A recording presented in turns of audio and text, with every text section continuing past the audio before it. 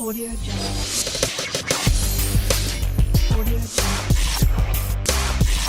Audio Jungle.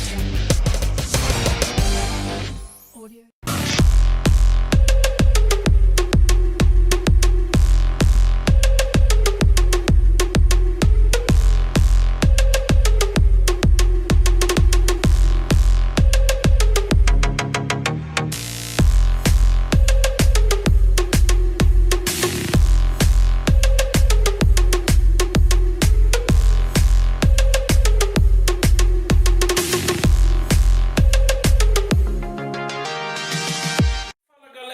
Gustavo Dias, professor de Química.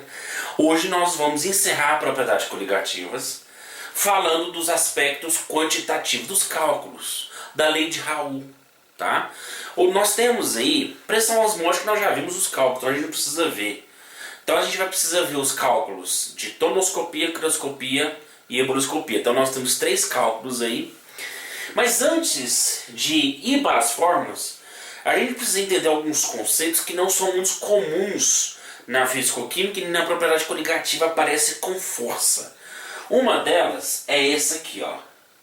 Chama-se molaridade. Se você observar, ela é muito parecida com molaridade, não é isso? A molaridade, que é o número de mol sobre volume, né? E esse volume em litros. Ou a gente pode até substituir o número de mols pela massa e a massa molar. Então fica assim, ó, massa molar vezes o volume em litros. Né? Isso aí você já faz, isso aí faz tempo. Se você não tem muita intimidade com essas fórmulas, então tem que dar uma intimidada. Por isso que propriedade coligativa é um dos assuntos finais da fisicoquímica, porque o aluno já viu toda a parte de concentração, densidade, título, que o que cai aqui não é muita novidade. O que pode ser novidade é esse caboclo aqui, ó, molaridade. A gente vai representar pela letra W, tá? Essa letra, pessoal, que representa a molaridade, ela é um pouco diferente. Por quê? Olha como que ela é definida. Ela é definida do número de mols, só que em vez de ser o volume da solução, vai ser o volume do solvente. Em quilos ainda, em quilos. Agora eu pergunto, nossa, mas por que a molaridade ela é feita isso? Pessoal, por que não pode ser a molaridade? Tem que ser a molaridade. Tem que inventar outra coisa. Pessoal, quando a gente fala do efeito crioscópico, o efeito tonoscópico, ou seja, o efeito coligativo em si, nós vimos que tudo depende da temperatura. Então, tudo aumenta a temperatura, né? Quando eu jogo um soluto, eu baixo a temperatura de fusão, eu aumento a temperatura de ebulição e eu mexo na pressão, mexo em tudo. Então, quando eu adiciono o soluto, eu mexo diretamente com a temperatura. Só que tem um problema. Quando a temperatura varia, ela também varia o volume. Temperaturas altas, o volume se dilata. Temperaturas baixas, o volume se comprime. Isso aí são as leis básicas da dilatação térmica. Então, se eu usar molaridade com o volume, ele não vai dar o valor real. Por quê? Porque eu vou mexer na temperatura, consequentemente eu vou ter outro tipo de volume que eu teria no início. E eu vou começar a minha experiência com 1 litro d'água. Só que quando eu aqueço eu não tenho 1 litro mais. Eu tenho mais, porque teve essa dilatação. Então a molaridade, ela não vai funcionar aqui para nós. Por isso que, olha para você ver que fantástico, foi colocada a molaridade, que é o número de mol sobre a massa do solvente. Porque aí sim o volume pode alterar, só que a massa não. Ok? Por quê? Porque se eu dilato um volume qualquer, ele vai continuar com a mesma massa. Ou seja, 1 litro de água ou 1,1 pesa a mesma coisa se o efeito aí for a dilatação. Pesa praticamente a mesma coisa. A variação aí da massa aí é muito pequena, ok? Então, veja bem, com o litro é a mesma coisa de 1,1 litros quando eu falo de dilatação, tá? Agora, se eu pegar um copo com 1 litro e pegar outro com 1,1 e pesar, vai dar massas muito diferentes. Estou falando quando há o efeito da temperatura aí, tá? Então, com o efeito da temperatura, o volume atrapalha. A massa não. Então, vamos para a massa, ok? Então, fica um pouco mais fácil aí. Bom, a gente já sabe que o número de mols é a massa aí do soluto com a massa molar. Então, eu posso melhorar essa equação aqui, ó, unindo as duas. Número de mols aí, ó, é a massa, não é isso? Com M2 vezes a massa molar. Massa molar de quem? Do soluto. Aqui do solvente, ok? E aqui do soluto. Para ficar show, sabe o que eu vou fazer? Ó, vou pegar aqui, ó, eu vou pegar 1000 vezes M1 dividido por M2 vezes a massa molar. Ué, professor, por que você multiplicou por 1000? Por quê? Porque geralmente o exercício ele é dado mol por litro. Mol por litro ou gramas por litro. Só que aqui é por quilo. E 1 litro não tem 1 quilo. Né? Desculpa, 1 litro tem 1 quilo. Mas eu não estou falando de quilo, estou falando de grama. Então como que eu passo de quilo para grama? Eu multiplico por 1000. Então eu vou multiplicar o meu fator aqui tudo por 1000 para eu já achar que em gramas. Para eu não ter essa preocupação, nossa, e agora eu multiplico? Não. Então é essa fórmula aqui que você vai usar. É essa fórmula aqui que você vai ser feliz. Ok? Então essa é a primeira coisa que eu tenho que falar. Molalidade, tá? Então a molalidade é essa equação e eu vou utilizar ela. Professor, existe alguma maneira de usar isso aqui? Sim, presta atenção. Em equações diluídas, mas muito diluídas, a molalidade ela acaba sendo igual à molaridade. Ou seja, número de mols sobre volume, se for uma equação muito diluída. Aí eu posso tirar isso aqui, jogar fora e ir para cá. Se ele falar que está sendo diluído, ou que a equação já vem muito diluída, porque a influência não vai ser tão grande aí da temperatura, beleza? Essa é a primeira parte que eu preciso. Vamos para a segunda parte antes de fazer a lei de Raul acontecer na transição. Pessoal, outra coisa importante para determinar agora é a constante, é o fator de Van Hoff. Representado pela letra I. O que é esse fator de Van Hoff? A gente sabe que quando a gente compara solutos que não produzem íons e os solutos que produzem íons, aqueles que produzem íons têm um efeito coligativo muito maior. Nós vimos isso. Se a gente pegar a sacarose, né, que não dissocia, e pegar, por exemplo, o cloreto de sódio que dissocia, o efeito coligativo aqui é muito maior, né? Então eu preciso colocar isso nas equações, porque eu não posso tratar a mesma fórmula para uma substância molecular quanto uma substância iônica. Eu não posso fazer isso. Então o que eu faço? Eu uso o fator de Van Hoff, que exatamente calcula a influência coligativa desses íons. Como? Primeiro eu tenho que saber o grau de ionização de cada um, que ele vai dar. Primeiro, a maioria dos exercícios ele já vai dar o fator de Van Hoff. Ele já vai dar o fator, pode ficar tranquilo. Agora, caso ele não der, que é os exercícios mais chatos, é o que eu vou determinar aqui para você não ficar aí doidão na cabeça, tá? Então, primeiro, se o alfa aí é 100%, é fácil, né, gente? Se é 100%, então quer dizer que, primeiro, depois de alguns segundos, nem reagente eu vou ter, eu só vou ter o que? 2 íons aqui, ó, né? Que produziu 1 mais 1, 2. Então aqui no caso o fator de Van Hoff é 2. Olha aí que legal. Acabou. Agora o problema aqui é quando o alfa não é 100%. Porque quando o alfa não é 100%, de cada 100 moléculas que eu vou ter, 80 vai virar íons e 20 vai ficar na fórmula molecular. Ok? Não é isso que acontece? Aqui é 60, então significa o quê? Que 60 vira íons e 40 fica na forma molecular. Pá, beleza. Então, se eu pegar 100 moléculas, o que eu sei? Que apenas 80 vai dissociar. Então aqui é 80 e aqui é 80%. Só que aqui a proporção é de 1 para 1, então aqui é 1 vezes 80, né? Aqui é 2, então 2 vezes 80%. E desses 100 que eu utilizei, sobrou 20.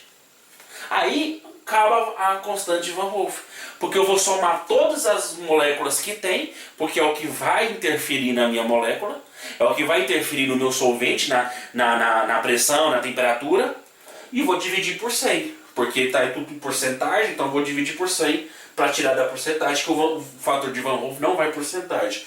Então, por exemplo, aqui ó, 80 mais 160 mais 20, porque é o que sobrou. Então eu tenho 80 mais 160 dividido por 20. Aí mais 20 dividido por 100. Então aqui vai ficar 80 mais 160, 240 mais 20. Então eu tenho 260 partículas. Porque é o que vai interferir coligativamente, é o que vai atrapalhar a pressão de massa de vapor, é o que vai interferir a temperatura de ebulição, é o que vai interferir a temperatura de fusão. Então, dividido por 100. Corto, então o fator de Van Hoff aqui, ó, vai dar 2,6. Tá vendo? Não é difícil. Por exemplo, aqui, ó, é 60%. Quer ver se vai matar agora? Então, de cada 100, aqui vai ser 60 e aqui é 60. Pronto. Só que a proporção aqui, ó, tá de 1 para 2, então eu coloco 2 aqui. E aqui a proporção tá de 1 para 3, então eu coloco 3. E o que eu sei aqui? De 100, 60 vai ionizar, mas vai sobrar o quanto? 40 ainda, né? Na fórmula molecular. Então, o fator de Van Hoff é o quê? 120 mais, olha aqui, ó, 180 mais 40. Que é as moléculas que vão sofrer, os íons que vão sobrar para poder atrapalhar lá. Tudo isso dividido por 100. Então, o fator de Van Hoff vai 120 mais 180, fácil, né? 300 mais 40, 340. Dividido por 20. Então, achei o fator aí de Van Hoff 3,4. Não é difícil achar o fator de Van Hoff. Quando é 100%, pelo amor de Deus, mamata, é só somar os íons. Agora, quando é menos que 100, tem que somar todas as partículas que sobram, dividir por 100 e acabou. Ok? Então, espero ter ajudado.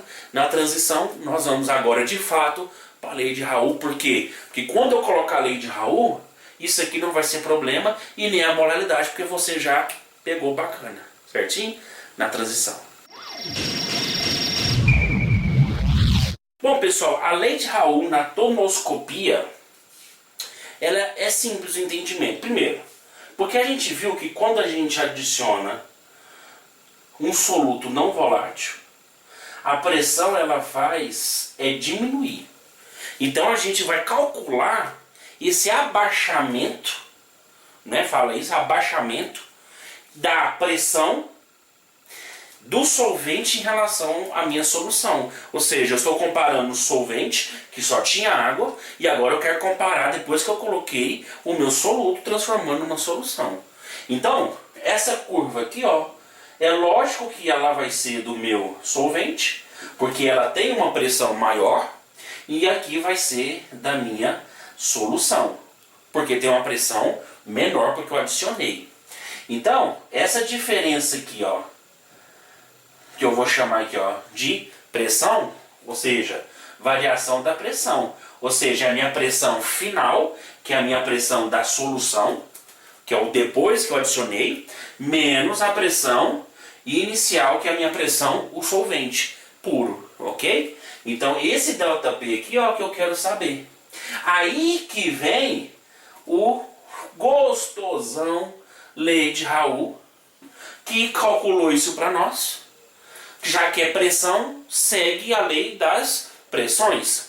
E como eu estou tratando de duas pressões diferentes, do solvente e da solução, olha aqui, ele falou que o abaixamento relativo, ele é calculado assim, ó, pela fração molar da substância, não sei qual que é, né, mas pode ser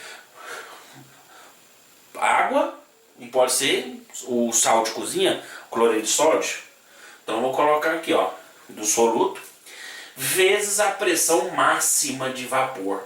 Ou seja, quando a gente fala pressão máxima, com certeza de quem? Do solvente, que é a pressão máxima, é o máximo que vai chegar. Então o mínimo da pressão é o que eu adicionei.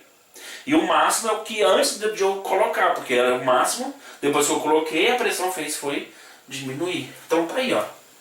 Então, calculei. Eu posso colocar P2 para cá, ó. Então fica ΔP sobre P2 é igual a minha fração molar.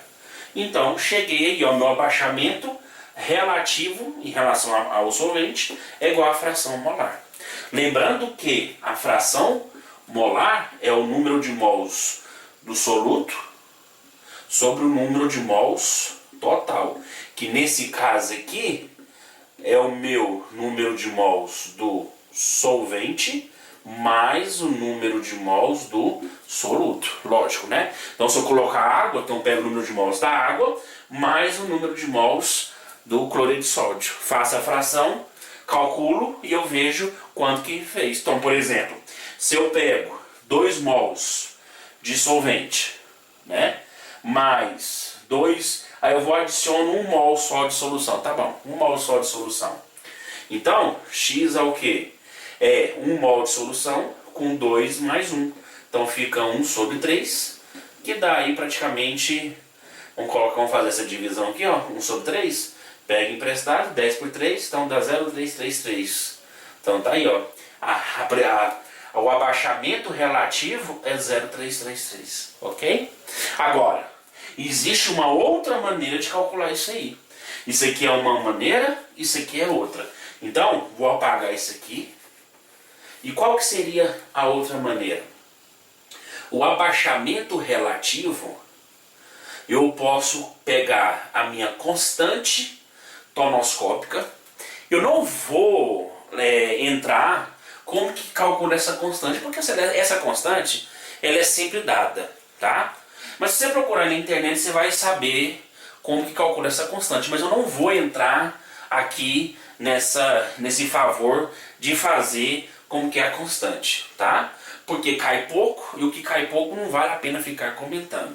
Essa constante vezes, olha que ela, a molaridade. Agora, se tiver muito diluído, lembra lá? Eu posso substituir a minha molaridade, né? Minha molaridade pela minha molaridade. Se for muito diluído, se ele falar no exercício, tá? Belezinha? Isso aqui, ó. Olha, professor, e o fator de Van Hoff? Entra agora. Isso aqui, ó, é para solutos moleculares. E solutos iônicos, ó, eu vou ter que colocar a minha constante de Van Hoff. Ou aqui para não diluídas, ou aqui para diluídas. Tá aqui o meu fator de Van Hoff. Então essa é a equação mais usada, muito mais que essa. Se você souber isso aqui, você já vai feliz. Vamos fazer exercício? Vamos, lógico, tá? Na transição para você praticar isso aí. Correto.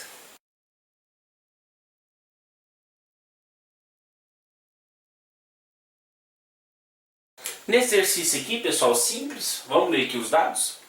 A pressão de vapor de uma solução aquosa contém 30 gramas de soluto dissolvidos em 270 gramas de água. Então eu vou colocar aqui, a água é o meu solvente. A 100 graus Celsius ele falou que vale, então o P aqui vale 750. Determine a massa molar do soluto. Ele deu a constante tonoscópica e a pressão da água a 100 graus Celsius, que é 760. Pessoal, se ele deu a constante, né? Então vamos usar a nossa lei de Raul, bonitinha. Tá aqui, ó. Ele não falou de constante, de fator de Van Hoff, não falou nada disso, então melhor ainda.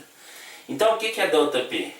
É o P2 menos o P dividido P2, igual a KT vezes vamos colocar já a molaridade, que é 1000 vezes M1 dividido por M2 vezes M, né?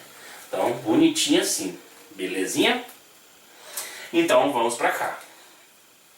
P2 é 760, o P 750, dividido por 760. Lembrando que o P2 é a minha pressão do solvente puro, que é a água, né? Então, só pode ser 760. A constante ele deu 0,018, é 1000 vezes M1, quem é M1? 30, dividido por M2, que é 270. Aí eu vou achar a minha massa molar. Bom, 750 menos 760 menos 750 dá 10, né? 10 vezes essa galera aqui, então dá 2.700 M. Multiplica essa galera todinha aqui, ó, sem medo de ser feliz. Então, a minha molaridade, multiplicando aqui, depois passando e dividindo, dá 152 gramas por mol. Ok? Os exercícios são mais simples assim mesmo. Coisa básica, né? Vamos fazer só mais um para a gente terminar. Para passar para emboloscopia e crioscopia na transição agora. Para a gente encerrar, vamos ali, ó. A pressão de um vapor de uma solução aquosa de um sal, quando 50 gramas, então a massa aí do sal, 50 gramas, são dissolvidas em 400 gramas de água. Isso é bom. Vale 720, então a pressão aí vale 720 milímetros de mercúrio a 100 graus. Determina a massa molar, o mesmo exercício anterior, do sal X2Y3, cujo alfa vale 70%. Bom, ele já falou que é um sal, então significa que vai ter íons. Então a gente tem que saber o fator de Van Hoff antes de fazer isso, hein? Vamos fazer aqui, ó, rapidinho, ó. Quer ver? Se é X, então o X fica mais 3 e o Y menos 2. Lembrando que as cargas sobem invertidas, hein? Balanceando aqui, ó, 2x aqui 3. Bom, se é 70%, então de cada 100, aqui vai ser 70 e aqui também 70. Só que aqui a proporção é 2 e aqui a proporção tá para 3. E aqui de cada 100, se 70% foi embora é porque 30 ficou. Então vou somar aqui tudo, ó, com 30. Então o fator aí, ó, vai ficar 140 mais 210 mais 30 dividido por 100 para tirar da porcentagem, ok? Então vai dar um fator aí, ó, de 3,8. Por quê? Para eu fazer isso aqui, ó, delta P sobre P2. Esse delta P já vou colocar aqui, ó, P2 menos P para ficar mais fácil. A constante vezes a molaridade vezes a constante de Van Hoff, porque se trata de substância iônica, tá?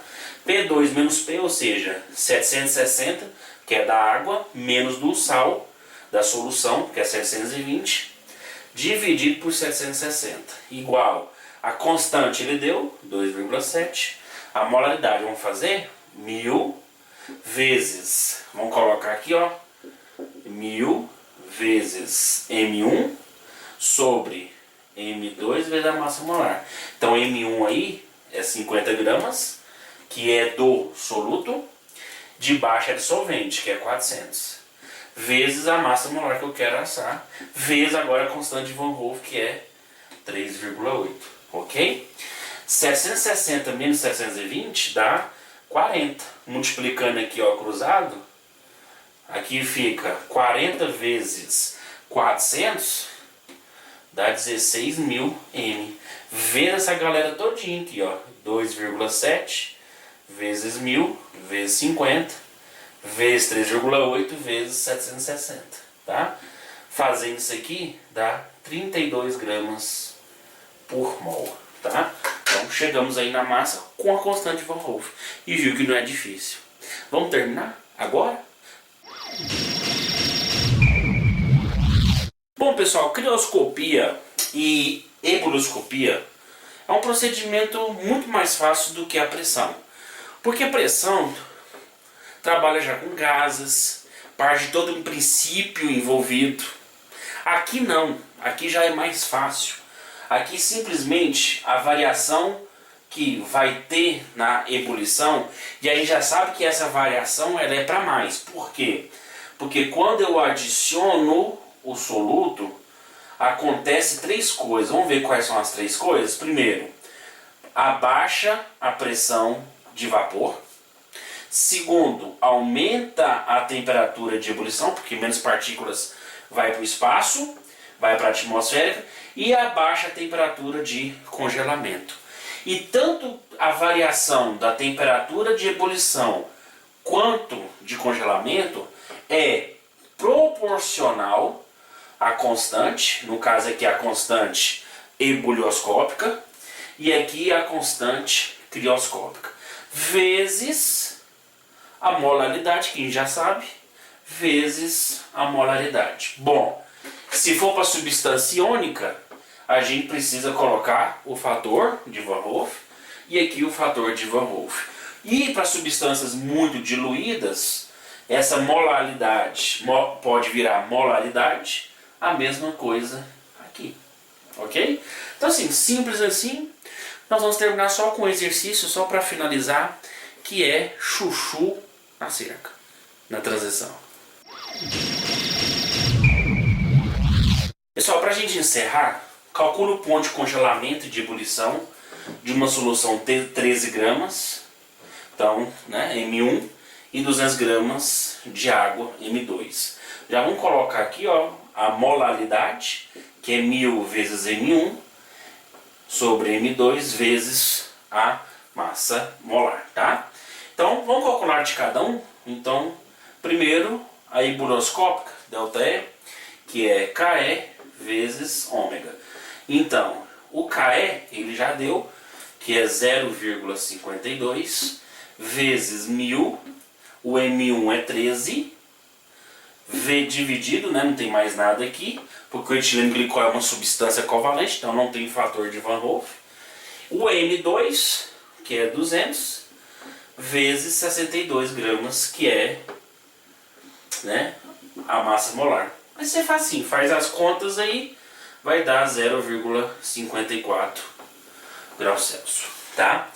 Fazendo o da crioscopia, Kc vezes ômega, o mesmo procedimento, só que o Kc agora é 1,86 vezes o ômega, vezes a molaridade, que é o que? 1000, M1, que é 13, o mesmo procedimento, né? 12 vezes 62. Aqui você pode até calcular e só jogar aqui, né? Fica mais fácil. Então, o ΔTC é 1,95 graus Celsius. Ele não quer saber a variação, ele quer saber o ponto de congelamento e de ebulição do etileno glicol. Bom, pessoal, a variação deu quanto? 0,54. A gente sabe que partiu da água. Poxa, vamos colocar aqui. A temperatura de ebulição da água é 100 e variou 0,54. E lembrando que a ebulioscopia ela varia para mais. Ou seja, quanto eu adiciono o soluto, a temperatura de ebulição aumenta, só que a temperatura de congelamento diminui. Então, se antes era 100 e variou 0,54, então tá aqui. Então vai ficar 100,54. Essa é a temperatura de ebulição depois que eu colocar o etileno glicol. Beleza? Agora, no congelamento, a gente sabe que o congelamento faz é diminuir. Então, da água é 0. E como faz para diminuir, então fica menos 1,95. Tá vendo aqui, ó? O tchan da questão, mais e menos, né? Mais e menos, beleza? Então vai ficar menos 1,95 graus Celsius. Então a água com etileno glicol, ela vai para quase menos 2. Ela congela menos 2, olha para você ver, coisa fantástica. E a fervura aumenta um pouquinho só, ok? Pessoal, ajudou? Espero que sim. Ficamos aqui, encerramos propriedade coligativa. É grande, mas é gostoso. E um grande abraço. Abraço, abraço, abraço. Porque a química é linda e a vida é linda, não é isso? Até mais. Audio Jungle. Audio Jungle. Audio Jungle.